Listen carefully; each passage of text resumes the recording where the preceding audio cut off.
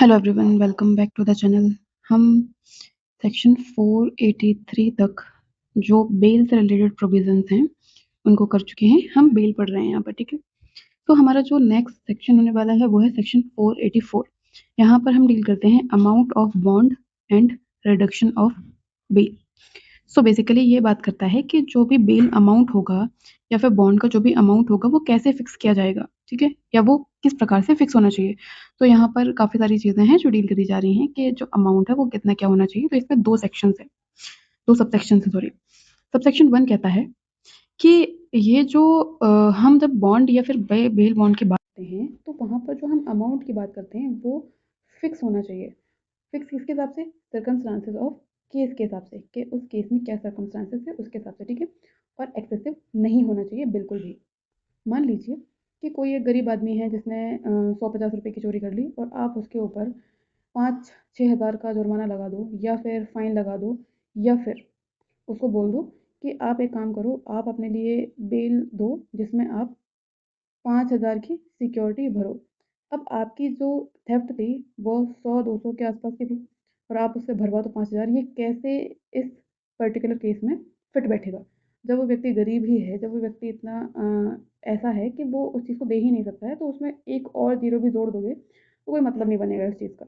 तो जब भी ऐसा अमाउंट फिक्स किया जाएगा तो जो भी केसेस होंगे उसके सर्कमस्टांसेस देखे जाएंगे। तो क्या कहता है यहाँ पर, देखिए, जब भी कोर्ट और पुलिस ऑफिसर अक्यूज़्ड को कहेंगे कि आप एक काम करिए, बॉन्ड या फिर बेल बॉन्ड भर दीजिए, और जो अमाउंट है उसका वो रैंडम नहीं रहेगा, उसको हमेशा रीज़नेबली फेयर तरीके से और जो केस है उसके फैक्ट्स को देखते हुए, और ऐसा नहीं होना चाहिए कि वो ऑपरेसिव हो उस व्यक्ति के लिए, इस प्रकार से उसको फिक्स किया जाएगा, ठीक है। जो भी अनफेयरली हाई बेल्स अमाउंट होते हैं उनको यहाँ पर प्रिवेंट किया जाएगा, उनको यहाँ पर बिल्कुल एग्जीक्यूट करने से मना करा जाएगा। तो इस सब चीज़ को प्रोटेक्ट करने के लिए, इस सब चीज़ के अगेंस्ट में प्रोटेक्ट करने के लिए ये जो प्रोविजंस हैं उसके लिए हैं। तो जब भी हमें अमाउंट फिक्स करना होता है हमें क्या क्या चीज़ें देखनी है? रीजनेबलनेस, कि कितना रीजनेबल है उस केस में, फेयरनेस, और जो केस है उसके जो फैक्ट्स हैं उससे कितना रिलेटेड है वो, क्या उस केस में वो सही बैठता है या नहीं बैठता है, और वो ऑपरेसिव नहीं होना चाहिए, ठीक है। अब हम देखते हैं कि सर्कमस्टांसेस ऑफ द केस से क्या मतलब है इसका। मतलब जो हम कह रहे हैं कि जब भी हम बेल अमाउंट फिक्स करेंगे तो हम सर्कमस्टांसेस देखेंगे उस केस के। अब इस चीज़ से क्या मतलब है? तो यहाँ पर कोर्ट और पुलिस जब भी कंसिडर करेंगे ऐसी चीज़ों को, तो वो देखेंगे कि जो ऑफेंस हुआ है उसका नेचर क्या था, किस नेचर का ऑफेंस था, कितनी सीरियसनेस थी उस पर्टिकुलर ऑफेंस के एक्विजिशन में, और अगर जो अक्यूज है वो वहाँ पर लाया जाता है उसकी फाइनेंशियल कंडीशन क्या है, क्या वो उतना पे कर भी सकता है या नहीं कर सकता है। तो मान लीजिए कि वो बिल्कुल ही गरीब इंसान है, उस पर आप इतना ज़्यादा अमाउंट लगा दोगे तो वो दे ही नहीं सकता है, तो उसमें आप कितना भी लगा दो कोई मतलब नहीं बैठता, ठीक है। तो वो चीज़ भी देखी जाएगी। उसके बाद जो अक्यूज़ है उसका सोशल बैकग्राउंड देखा जाएगा। साथ ही में अक्यूज़ जो है क्या वो एब्सकॉन्ड कर सकता है? क्या एब्सकॉन्ड करने के चांसेस हैं? ये भी देखे जाएँगे। और क्या वो जो लिबर्टी उसको दी जा रही है उसको वो मिसयूज़ कर सकता है? इसके चांसेस को भी देखा जाएगा। साथ ही साथ सिक्योर किया जाएगा उसके अटेंडेंस को कोर्ट में, कि वो जो कोर्ट में जब भी बुलाया जाएगा क्या वो अटेंड करेगा उसे या नहीं करेगा।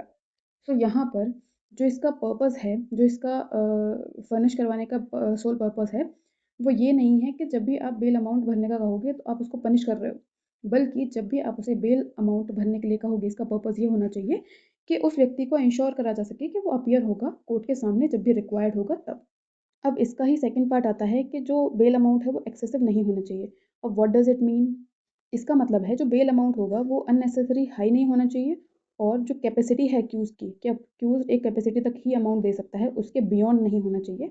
और जो पुअर व्यक्ति है जेल में, उसको जेल में रखने के लिए इनडायरेक्ट मेथड नहीं होना चाहिए कि ऐसा आप अमाउंट लगा दो कि वो भर ही ना पाए और वो जेल में बना रहे। तो उसको इनडायरेक्टली जेल में रहने का ये एक मेथड नहीं यूज़ किया जाना चाहिए उसको।